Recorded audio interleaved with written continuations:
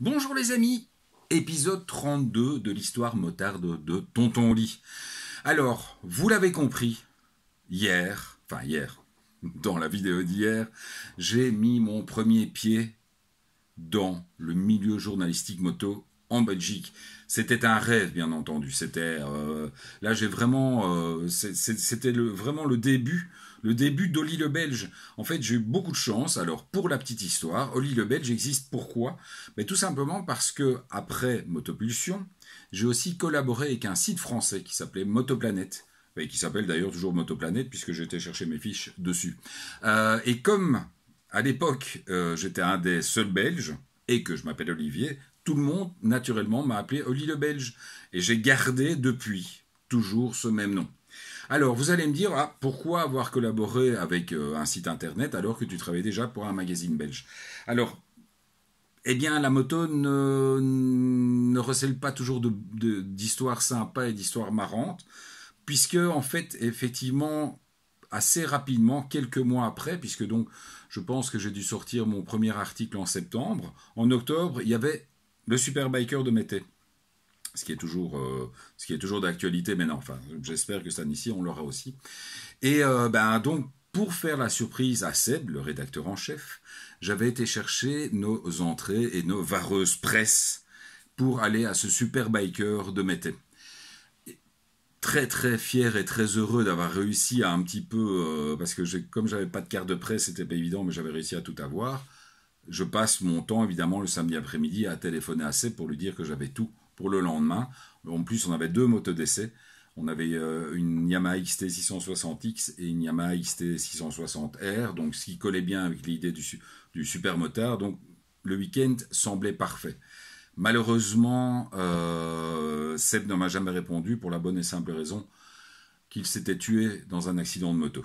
Donc vous voyez, la moto, même pour nous, même si c'est un petit peu dans le milieu professionnel, ça reste extrêmement dangereux. Donc pensez-y. Et un petit coucou à Seb de là-haut. Donc, bon, revenons à des choses un peu plus gaies.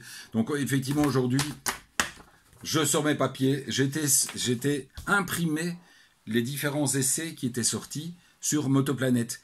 Donc, bien entendu, le premier essai, on en avait parlé hier, la MV Agusta 750, la Brutale S, qui était vraiment mon premier essai écrit. Alors, on m'a posé la question hier, pourquoi aussi peu de Ducati et pourquoi y a-t-il des marques qui sont plus représentées que d'autres dans mes essais, sur mes pages, etc. Mais tout simplement parce que la plupart des importateurs ont différentes politiques quant au site internet, aux youtubeurs, etc. Il y a aussi différentes tailles de parc presse. C'est évident qu'un Yamaha, Honda, Kawasaki un peu moins, mais c'est clair que Yamaha, Honda, ils ont des très très gros parcs presse. Donc il y a pratiquement tout le temps des motos qui sont en disposition. Et en plus, Yamaha, par exemple, m'a fait confiance dès la première année.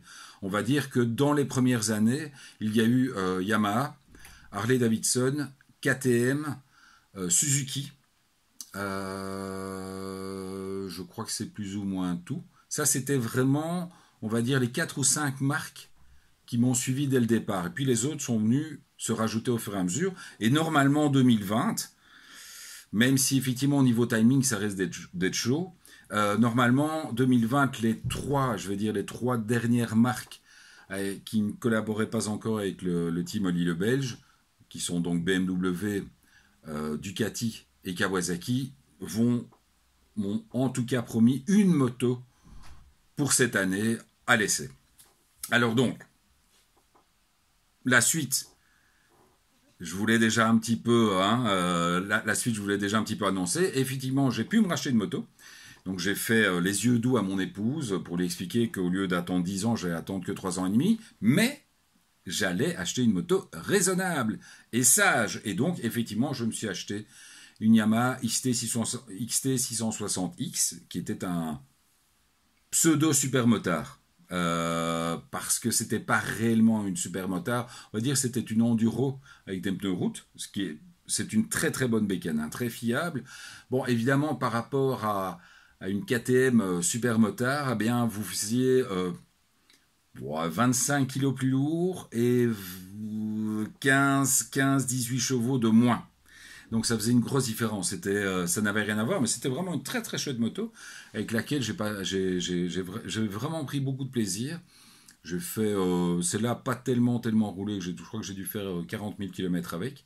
Bon, après, c'était effectivement, ce sont des motos d'entrée de gamme. Donc, il faut toujours bien vous dire que les importateurs, enfin, les constructeurs, ils doivent choisir s'ils proposent de la qualité qui coûte ou un prix.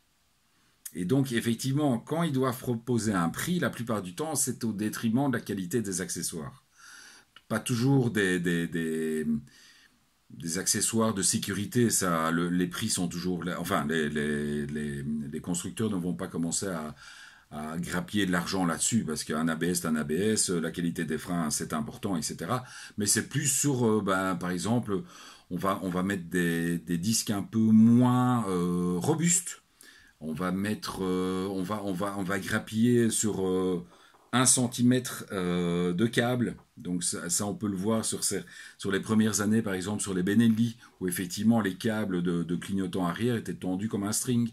Maintenant, ce sont toutes des choses qu'ils ont fait évoluer parce que ça amène de petites pannes sur les motos qui peuvent être ralentes parce que vous vous retrouvez en panne électrique, alors que c'est juste parce que votre câble est un petit peu trop tendu et du coup, ça donne beaucoup, ça peut donner des pannes un peu idiotes. Alors, l'idée, maintenant, à partir d'aujourd'hui, on va faire 2 motos par jour en test. Enfin, 2 motos par jour. On va parler de 2 modèles que j'ai testés.